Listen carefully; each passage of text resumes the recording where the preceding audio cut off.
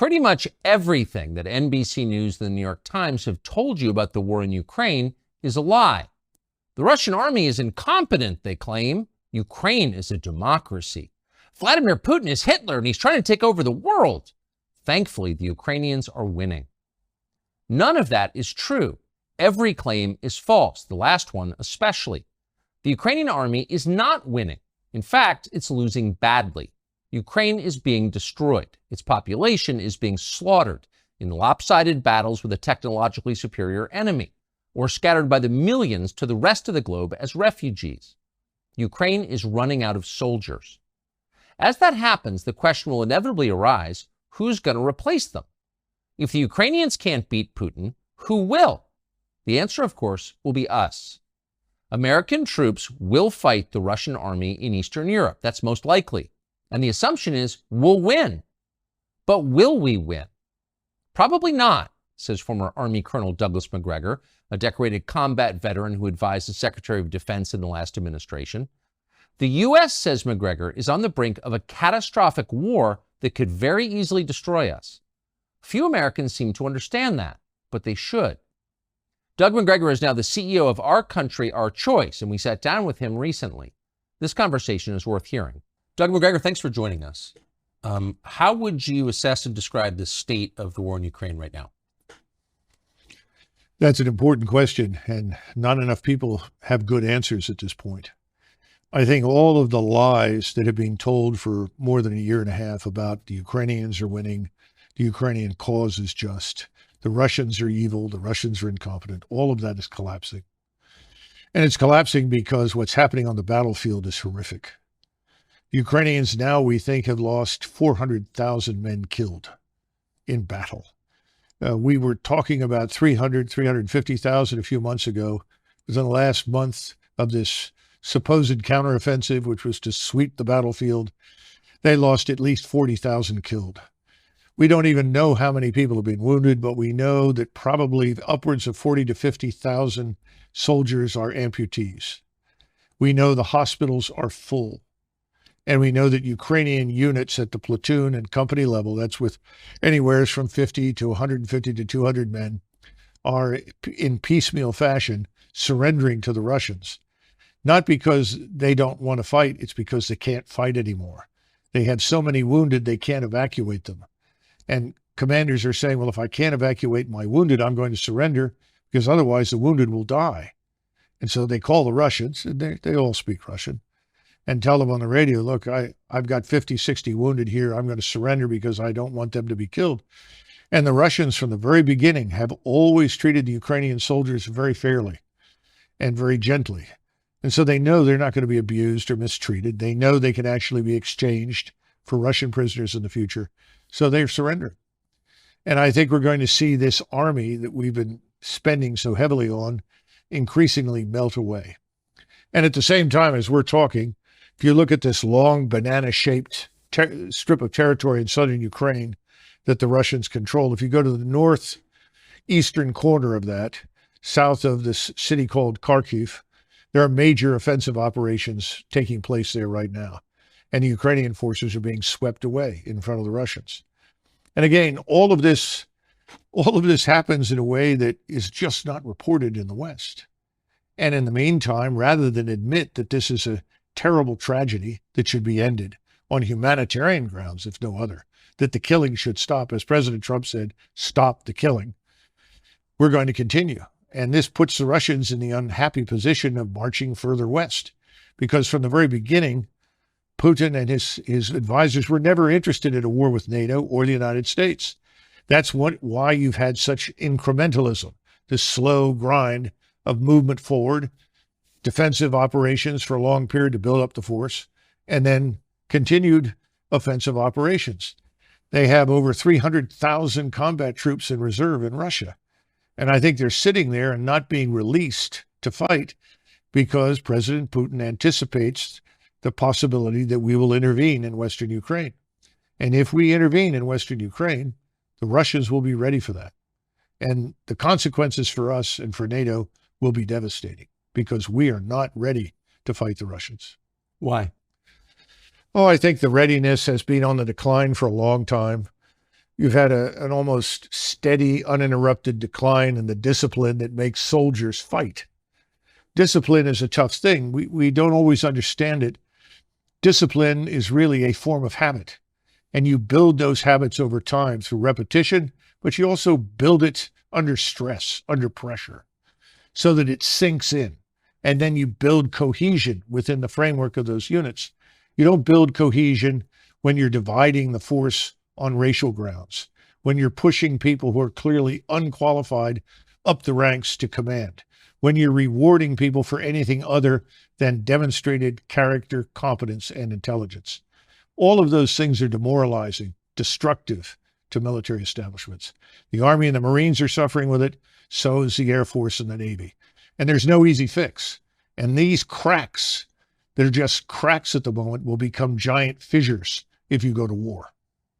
So you spent the bulk of your adult life as an Army officer, went to West Point, commanded troops in battle. You're a combat veteran, decorated. But you entered the Army right at the tail end of Vietnam. That's right. When it was famously at its nadir. Yes. How would you compare the readiness of the current U.S. Armed Forces to, say, 1975 at the end of Vietnam? I think that in terms of morale and discipline, we are close to where we were in the late 70s. We have a lot of people that are confused about what needs to be done. We've lost a sense of what's right.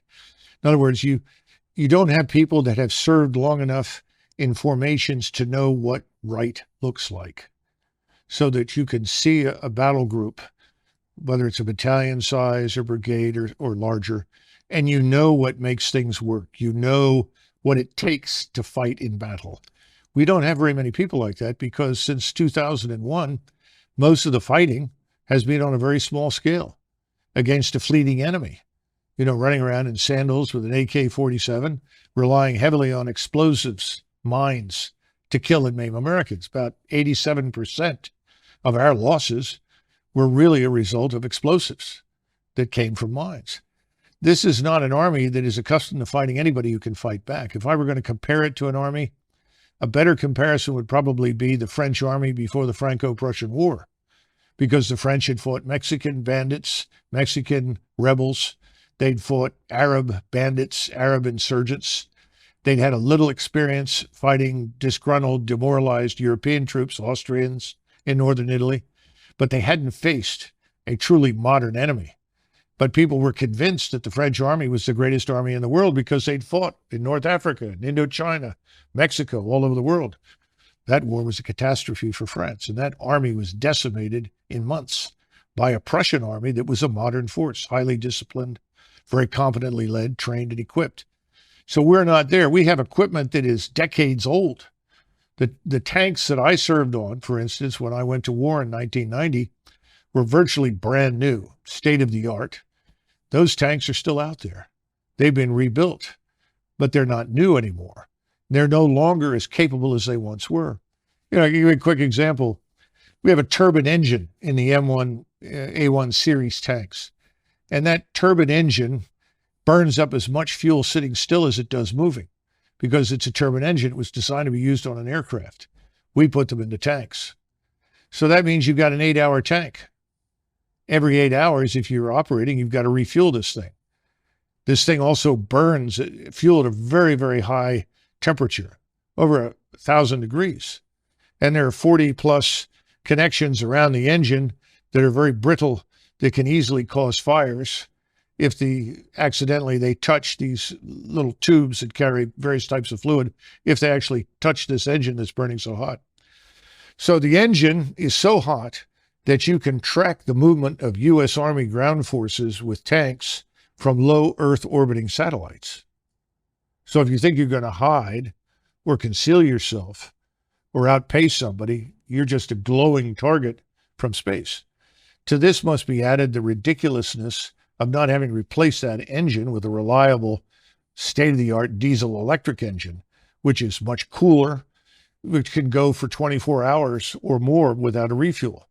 And these things are extremely problematic when you go to war, because you have to pull forces back, refuel them, return them to the front.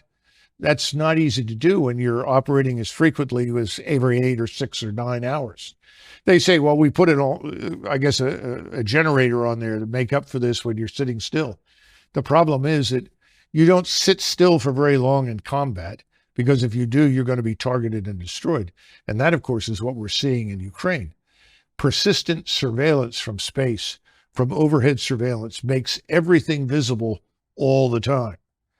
So if you're going to embed yourself in the ground, if you're going to set up a permanent position there where you try to fire from that, you're going to be targeted and destroyed very, very quickly. So that's why this defense right now looks a lot like World War I, because anybody who moves is identified and killed. The only limitation on your ability to target and destroy the enemy is ammunition. The Russians, of course, have no shortages whatsoever. You recall at the beginning of this, we have all these shortages, right? The Russians can't keep up with missiles. The Russians can't keep up with shells. Well, they have multiple manufacturing facilities operating 7 days a week at 24 hours a day. We have no surge capacity in the United States. It would take us many, many months to come up to that kind of standard where we could actually compete in high-end conventional warfare. And that's why people like me and others worry that if we get into a confrontation, that we cannot win, because the world has changed, warfare has changed, integrated air defenses will knock virtually everything that flies out of the sky, that we will then fall back on a nuclear deterrent, a tactical nuclear weapon that says, if you keep advancing, we'll have to use a nuclear weapon. We don't want to go there, because the notion that there are so-called tactical nukes, you've heard that expression? Yes. Oh, that's just a little nuke, so that won't precipitate a major war. The use of any nuclear weapon is going to precipitate escalation very rapidly, because your opponents will assume that if they don't use their nuclear weapons, they're going to lose them. So we're living in a terrible dilemma right now. The smartest thing that we can do is end this war. What is Russia's objective, do you believe? Assuming the objectives change over the course of a war. Of course. Right? Well, the original objective, obviously, was very different. I mean, if they'd made peace with the Russians back in, let's say, March or April, I think the Russians would have retained very little territory, probably only Luhansk and Donetsk, the two so-called breakaway provinces. And I think there would have been guarantees of neutrality for Ukraine and guarantees of equal rights before the law for Russians. And that's what people don't understand. Most of this has to do with abuse meted out to Russians in Ukraine by the Ukrainian government. And this, of course, is this radical nationalist government that came to power in Kiev in 2014. And they almost immediately, as soon as that government came into power, they started launching a war against the so-called breakaway provinces. And Putin kept trying and trying and trying. The Minsk Accords were another good example, trying to get to a solution that would not involve confrontation. Now we know, of course, thanks to Angela Merkel, the German chancellor, that the Minsk Accords were just a ruse, a way to kill time and give the Ukrainians more time to build up their forces. To build up their forces for what? And it's pretty clear they were building up for an offensive against Russia. And of course, the next step was that we bring in our missiles and station them in eastern Ukraine, which puts them in a couple of minutes away from all of Russia's cities and all of Russia's nuclear deterrent. So this was unacceptable. So that original deal is gone now. And the question is, what will the Russians accept? Well, I think they're going to demand that whatever remains of Ukraine, rump Ukraine is what most people are calling it now, most of what's probably west of the Dnieper River, has to be neutral. It can't be part of NATO. The Russians will never tolerate NATO forces on Ukrainian soil, because we've demonstrated conclusively that we are fundamentally hostile to Russia. So that's the minimal requirement. How that's governed, that's another question. Who knows? I'm sure Moscow would want to have some say in that government, and who is there to ensure that behind the scenes they are not once again subjected to the treatment that we subjected to them to in the Minsk Accords. What is the Ukrainian objective? I think more and more Ukrainians just want to survive this, and that's becoming very hard. And Zelensky and the radicals around him are basically committed to fighting this war to the last Ukrainian. And of course, I'm sure that Mr. Zelensky and his friends are anxious at some point to retire to their estates in Florida or Venice or Cyprus to collect on the billions that they've managed to steal or siphon from all the aid that we've provided. Remember, Ukraine is probably one of the most corrupt places in the world. A friend of mine who had spent time in the old Soviet Union and also lived in Mexico came back from a visit to Mexico, and he said, it's hard to believe this, but Ukraine is more corrupt than Mexico. Wow. And I think that's true. So this is a world-class disaster. 14 million Ukrainians have left the nation, presumably never to return, because when they're asked in Germany or France or Croatia or Spain or wherever they go, we will never go back. So what are you going to do with this country? And then, of course, we have the usual suspects, the great agricultural business conglomerates, along with BlackRock, who have their eyes on the fertile Ukraine ground in Western Ukraine. I suppose there'll be a big effort to get control of that in some fashion. That may not work, though, once this war ends with a complete and utter defeat of the Ukrainian regime. Who is Zelensky? Exactly. How would you characterize Zelensky? Well, Zelensky... George W. Bush called him our generation's Winston Churchill. Well, this is W, right? Yeah. Not a very thoughtful man. He was a comedian who made a living acting on stage, frequently pretending to be a transvestite, doing things with various body parts that I won't go into. And he was picked up by an oligarch named Kolomoisky. Kolomoisky is the individual who's probably more responsible than anybody else for funding this atrocity we call the Azov Regiment that runs around with the swastikas and Nazi gear and so forth. And he was picked and then blessed by Victoria Nuland and the State Department as their man. Now, when he originally ran for office, he ran on a peace platform. And he was overwhelmingly elected across the country because he said, if I am elected as your president, I will make peace with Russia. Ukrainians didn't want to go to war with Russia. They were looking for a way out of this and a resolution to the crisis. Of course, once he was in there, he took a different road. And I can't help but think that that road was defined for him by us. Who is Victoria Nuland? Oh, goodness gracious. All these hard questions. I do not know Victoria Nuland personally. I know Fred Kagan, and his brother Bob is married to her. And she's a long-term committed neocon. This is someone I would not characterize as either Democrat or Republic. These are people with this agenda, and the agenda says until the entire world is garrisoned by U.S. forces and is converted forcibly to some form of democracy that we approve of, the world will not be safe, and we must continue to fight. And I think in the case of Russia, Russia has special appeal because I think these people have ancestors who came from that region of the world and have a permanent axe to grind with the Russians, which, of course, I don't. I don't think most Americans do, and nor do I think anybody in government should shape policy based on whatever unhappiness their ancestors, experienced in a place like Russia. So that's a nutshell, but I think that's enough. And wherever she goes, usually there is conflict, crisis, and fighting. And she's a strong opponent of fighting to the last Ukrainian. Does she, do you think, have relevant experience that would qualify her to be in charge of this war? Well, obviously she does. But, it's sort of like asking somebody who has never snaked a drain or replaced a garbage disposal to be a plumber. And I think we have a lot of those in Washington. She's not the only one. So, no, I don't think she understands the gravity of the situation. These are the same people. Tony Blinken is in this with, what's his name? Sullivan I keep mixing up Sullivan with the previous O'Brien, who was in the White House. Not much difference. And Sullivan will all tell you, well, the Russians are weak. The Russian economy is fragile. The Russian armed forces are poor.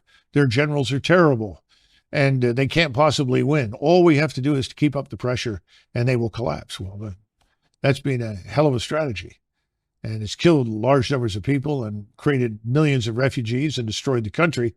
But it hasn't hurt Russia. And Russia today is stronger than it has been in 30 or 40 years. You have a Russian military establishment that is now more potent and more capable than the Russian military was in the mid-1980s. Why?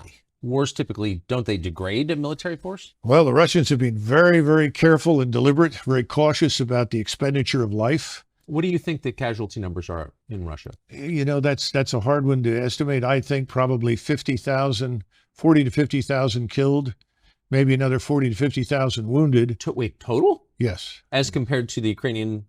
400,000 dead. Yeah. So this is... The ratio is 1 to 5. You believe those numbers are roughly accurate? Yes. Yeah, absolutely. And these are 50,000 to 400,000, that's a larger country, or with a much smaller country with a much smaller military. I mean, that's a grotesque. Oh, it is. And the manpower is leaving Ukraine as quickly as it can get out because people don't want to be thrown into the meat grinder. You can't defeat what the Russians have built. They were the first back in the 1970s to understand the criticality of linking intelligence, surveillance, reconnaissance in space, as well as on land and at sea, with strike weapons. What's a strike weapon? Rockets, missiles, guided artillery for precision. They've done that extremely well. So that's one of the reasons they have thousands of guns, hundreds of rocket launchers, hundreds of ballistic missile launchers, cruise missiles, and so forth. And these are then linked to that ISR. So the response time is almost instantaneous. A Ukrainian formation is located at this spot next to this building on the outskirts of, say, Kharkov. They can have missiles on the way to those targets, or rockets or drones, within the space of perhaps 5, 6, 7 minutes. So this is a very well structured, well organized machine. And the machine is grinding up everything in front of it. And it's not going to be defeated. What about the space age military technology that we've been sending to Ukraine? That hasn't brought parity? Well, first of all, a lot of the equipment we send over there is quite frankly obsolete. It's very old. It's not new. We've given them a few new items, but not much. And remember what I said about missiles. We sent them some Patriot missiles. And I think at this point in this newest round of money, what, 750 million, something like that, we're sending 33 missiles, Patriot missiles. These are missiles that are used to shoot down aircraft or cruise missiles, incoming opposing forces. Every time you're in air defense, people will tell you if there's a target out there, you shoot 2 missiles at it as a minimum to make sure you get the target. Well, you run out of our missiles in the space of a few days. 33 missiles will be gone in 2 or 3 days. You can't possibly defeat the thousands of projectiles that are being hurled in your direction. And the radars, of course, emit, and so your radars light up and become targets. This is a no-win situation because the Russians, though they were not prepared in February 2022 for this kind of war, they are now. And they're continuing to prepare, which includes continuous mobilization. They're up to 750,000 troops in and around Ukraine. Most of them are on the outskirts, Belarus, Western Russia, down in southern Ukraine. That number is going to rise over the next year, I would expect, to 1.2 million. And people are reservists being called out of universities. People are being through the military now, working in universities to become engineers, architects, mathematicians, whatever. They're being pulled out, put in uniform, and readied. Because, again, our intransigence, our demonstrated hatred and hostility for Moscow and for Russia has convinced the Russian people, as well as the leadership in Moscow, that they are going to have to fight us and anyone who is allied with us. So they're preparing for that eventuality. That's why it's so important that we have to wake up, understand what we've done has backfired. Whatever we set out to achieve has failed. What we need to do now is stop this and come to a settlement that we may not like, but it needs to happen, and soon, before this thing is out of control. Eventually, you keep this up within the next 6, 8 months, you'll see hundreds of thousands of Russian troops on the Polish border. That is not what we set out to achieve. No, it's a terrifying disaster. At what cost do you think to the United States? The latest estimates since 2001 spending, including the spending in Ukraine, all the military spending designed to support these interventions, conflicts, wars, whatever you want to call them, about $14 trillion. Now, that 14 trillion is largely debt financed. So then you have to move from the 14 trillion to where we stand now in national sovereign debt, which of course I know the economic luminaries think is meaningless. But you have 130 million workers. And you look at those figures and suddenly you realize that every adult male or woman in the United States who works for a living has a debt hanging over them of roughly $240,000 in order to deal with what the 14 trillion have added to the national sovereign debt. And this is part of the issue that people are walking away from this war for good reasons. Look, the average American earns about $31,000 a year. That's it. The average American pays about $16,600 a year. Now, the people in Congress, this doesn't affect them or in the Hill or inside the Beltway. We're talking about the real Americans who live out there who are scratching out a living. Keep in mind that a person who works all his life and then tries to draw on Social Security can expect a monthly payment of probably $1,400 if they're lucky, $1,400. We hand every alleged asylum seeker, illegal migrant pouring in through the border in Texas or wherever else, we hand them when they get there $2,200. And we put them on that $2,200 diet from there on out per month. Yet somebody who works all his life, retires and draws Social Security gets $1,400. The Afghans who were hanging on to the planes in Kabul trying to come to the United States, when they arrived, they received $2,200 a month. Now, if you can make sense out of this, please try, because I don't think most Americans can make sense out of this at all. And that's one of the reasons people have said, not because they know anything about Ukraine. Most Americans don't. If they knew anything about the history of Eastern Europe, they would all say, get out.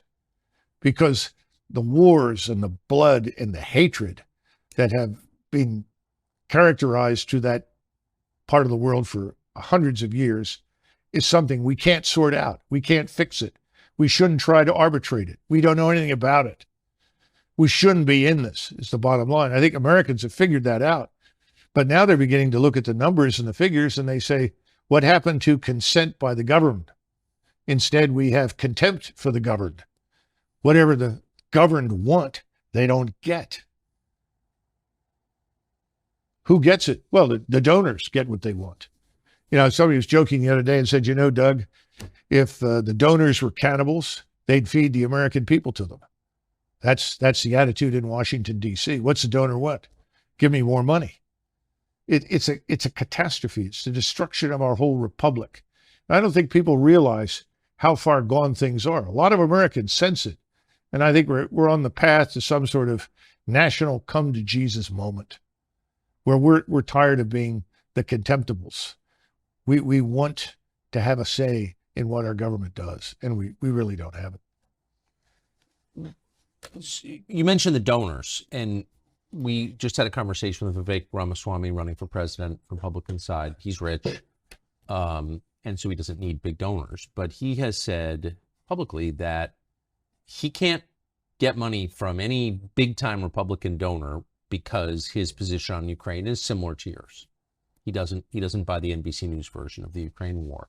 Why are donors on both sides so attached to a war that's clearly hurting the United States? Well, first of all, you've got to go through and identify the donors. What's their background? Where did they come from? And why do they feel the way they do? I think there are more personal issues here than we realize with many of them. Secondly, you have to look at the monetary benefits to them.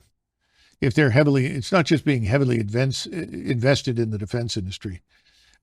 You've seen that report from the Oakland Institute, which talks about arable land in Ukraine, the breadbasket of Europe, some of the richest, most fertile soil anywhere in the world. A friend of mine who's Ukrainian said all you have to do is take an old boot, stick it in the ground in Ukraine, come back in 6 months and something grows. the boost transformed into something you can eat. He said, that's how fertile this is. So there are people that are interested in getting control of it, oligarchs. They call them oligarchs in Eastern Europe. I'm starting to think that we should talk about oligarchs in the West. Well, of course. Because they're also invested in this. They have an interest in it. So that's part of it. Then, of course, you have the advantages of people on the Hill. You have somebody like McConnell who says, we're so fortunate that we're doing so much damage to the Russians. This will set them back for 10 years. They've lost all this equipment. The Ukrainians have done a great job. Well, of course, all that's a lie. That's a blatant falsehood. And then he follows up by saying, and we're offloading equipment so that we can replenish with newer equipment.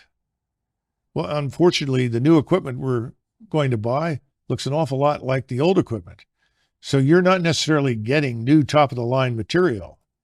You're just getting new versions of what you've already got, which, of course, is what Congress wants. Unfortunately, that doesn't prepare you for a future war because your probable opponents are investing in very different capabilities from the ones that you have. And remember, again, all the things that we once monopolized, all the precision, all of that's lost now. Everybody has it. There's nothing that we can do that they cannot also do in Moscow, in Beijing, and probably in many other countries that we don't even know about yet. But of course, it all means money. You know, where does the money go? Does it go into the Defense Department? Sure. But then it's transferred over into industry. And industry then contributes money to PACs. And the PAC money goes where? Back to the Hill. So it's a wonderful sort of recycling machine where the wash is washed again and again. Now, what happens in Ukraine? Well, the equipment shows up. Some of the equipment reaches the troops. A lot of it is sold off, ends up in arms bazaars like Kosovo, or we see it now being used by the drug cartels. We saw somebody working for one of the major cartels that is also involved in human trafficking walking around with a Javelin missile. The whole kit. Well, where did that come from? Well, it came from Europe. Probably may have gone from Europe to Afghanistan, Europe to North Africa, Europe to the Balkans, and then over into the United States, south of the border.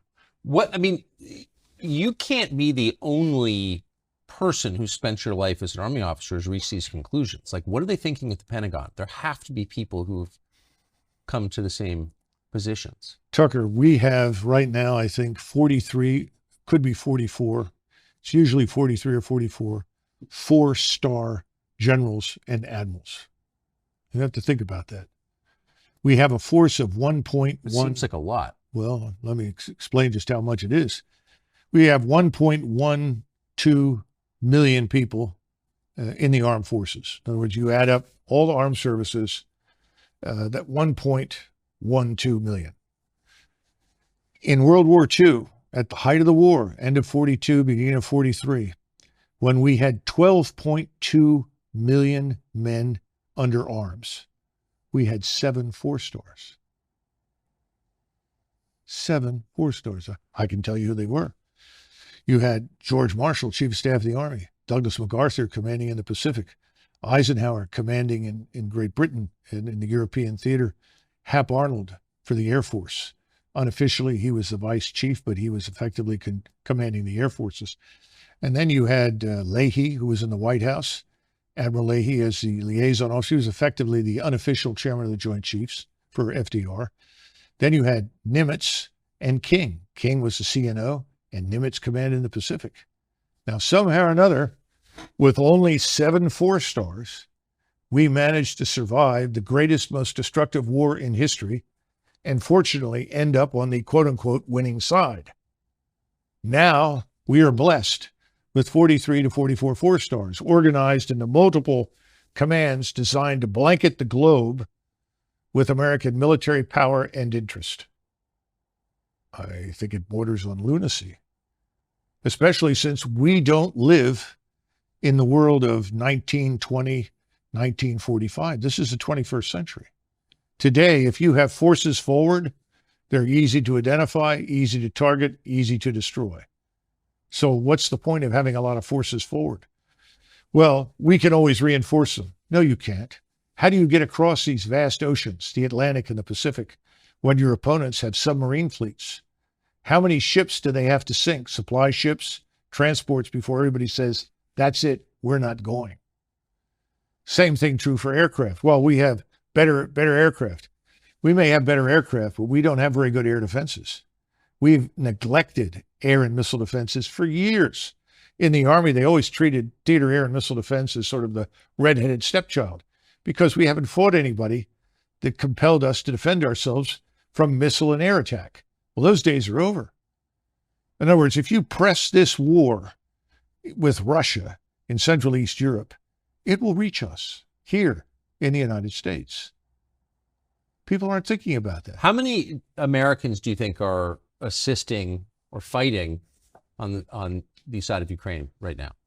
Well, I don't know, but I imagine it must be hundreds, because the President of the United States, as you know, has authorized combat pay for Americans in uniform in Ukraine. Now, didn't specifically say uniform, just said Americans serving in Ukraine. So I imagine large numbers are in other uniforms, not necessarily American. Some may be assisting contractors or working with them, but a substantial number. And again, thus far, the Russians have been very careful about not necessarily targeting them. And it would be a mistake to assume that the Russians don't know where they are.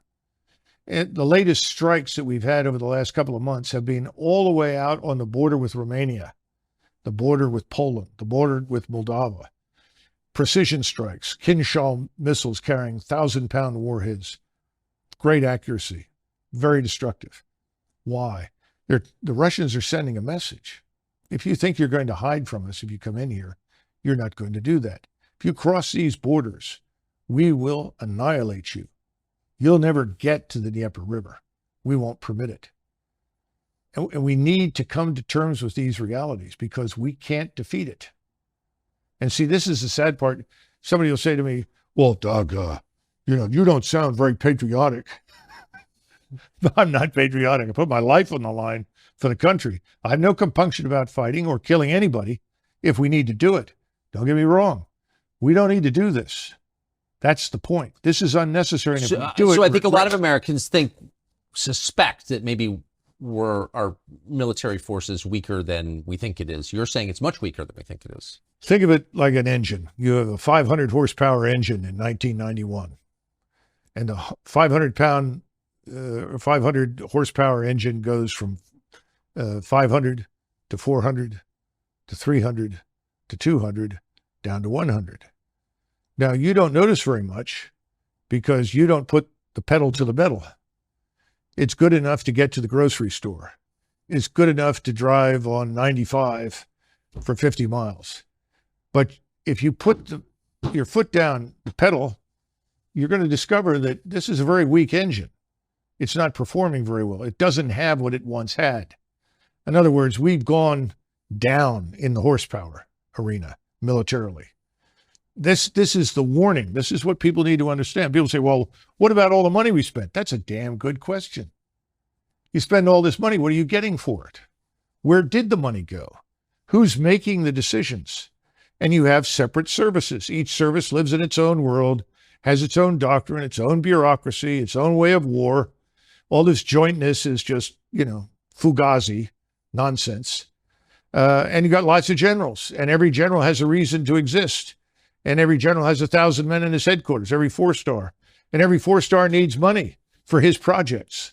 And this becomes a giant trough feeding frenzy for people on the Hill. And nobody ever bothers to stand up and say, why? What are we doing this for? You just look what's happening in Africa.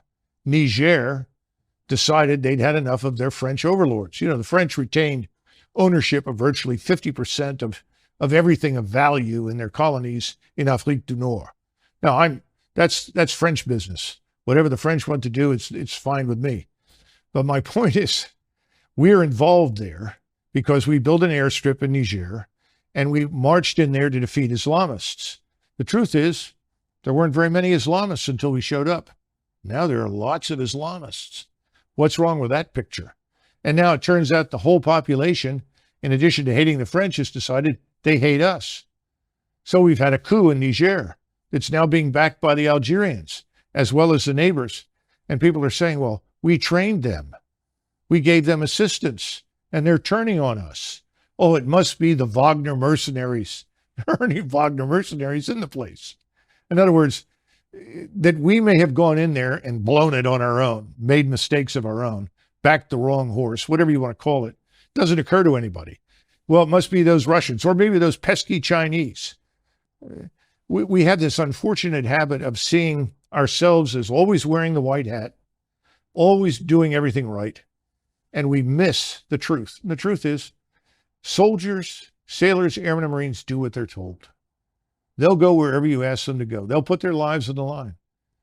But it doesn't always make sense. And sometimes it may be for profit, not for national interest, not for the interests of the American people. And that's the problem.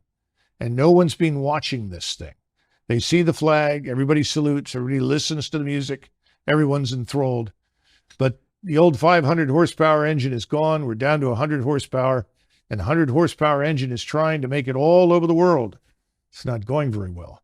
And we haven't even talked about our economy, obviously. Given all of the, I mean, what you're saying is horrifying. And some of it, with respect, does seem kind of obvious. Almost nobody in the Congress is saying what you are saying. Chris Christie never served in the Congress, but he was a governor. He's been on the national stage for quite a long time. He's running for president now. He recently went to Ukraine to meet with the world's highest paid actor who runs it. I think we have a clip. I believe that the overwhelming majority of the American people understand that we need to be with Ukraine on this fight. Do you maintain the current commitment? Do you expand it, or do you contract it? I increase it. My position on Ukraine, which is that we haven't done enough. And that while I think that President Biden has certainly done better than President Trump, and President Trump did better than President Obama on this, we still have more to go. We can spend this money now and have Ukrainian soldiers fight our war, or we can spend a lot more money and American blood later to fight in Taiwan. How do you respond to that? When we were in Vietnam, I was 16. And I remember General Westmoreland telling everyone, if we don't fight these people in Vietnam and to fight them here, we'll be fighting them in Los Angeles and in all our major cities. So we have to stay here and win this, or that's what's going to happen. A lot of them did go to Los Angeles and build thriving businesses, actually, in the end. Well, my hat's off to them. That's fine. I have no problems with that. But I think it's a lot of nonsense, you know. And it's the same thing with Ukraine. But Chris Christie's not stupid. He's very dishonest, obviously, but he's not stupid. Well, he has donors. That's what that is. Of course. Where's he going to get his money? Well, there, Governor Christie, we want this war in Ukraine. We want to see that man Putin removed. We got to get rid of him and his regime. Why? Well, you know, it's not democratic. Most of the world is not democratic. There are a lot of people that don't think we're very democratic anymore. We're not. So who are we kidding? I think Americans are waking up. And Christie is probably there for name recognition and more money, but I don't see him winning anything. No. But he does, I mean, in a blusterier way, he's expressing the same thing that the rest of them, Nikki Haley and all the rest, are well, saying. Doesn't this also divert attention from far more serious matters here at home? It really does. What does it cost Christie to say, we have to beat those Russians? Nothing. It doesn't cost him anything. It costs the country a great deal in terms of money, prestige. What Fitch just downgraded our credit worthiness one more time. And people say, oh, it's not a problem. You know, the bond yields are on their way up and prices are on their way down. When is the Treasury bond fire sale going to happen? When do banks offload these Treasury bonds that they bought when they were at zero interest because they're now worthless? What's going to happen in China, in Japan, in Saudi Arabia, where they have lots of bonds? I mean, we're fragile. We're vulnerable. Nobody even mentions it because nobody wants to fess up and tell the truth. We've overreached. We're running on fumes. What about this economy? What are we building? What are we producing?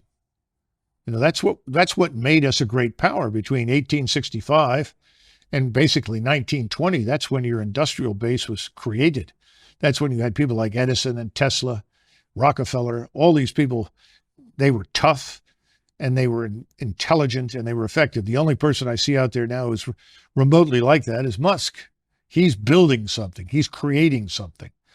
When you do that, you create employment. I don't see that happening. High-tech startups? The hell are they? What are they doing for us? A new app on your phone? We've got to wake up and say, oh, well, AI.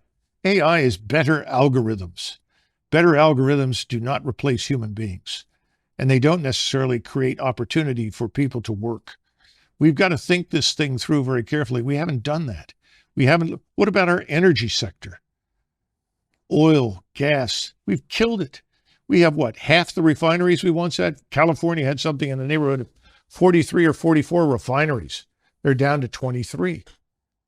You know, how long before suddenly we're in another energy crisis and we need to rapidly refine fuel? Can we do it? Well, the answer is it's going to be tough. It applies, the same thing applies to Raytheon. We want 200 missiles and we want them now. Well, we have no surge capacity. There's no excess capacity built into anything. What are we going to do with this scientific industrial base? What about our agricultural sector? What are we doing for that? High-end manufacturing is dead. We need to repatriate lots of industries. That's what President Trump talked about. We absolutely need to do that. People say, well, we want free trade. Well, I'm 100% for free trade as long as it doesn't kill us. But if it kills us, then I'm for protection. You know, I think we need to understand how we got where we are today.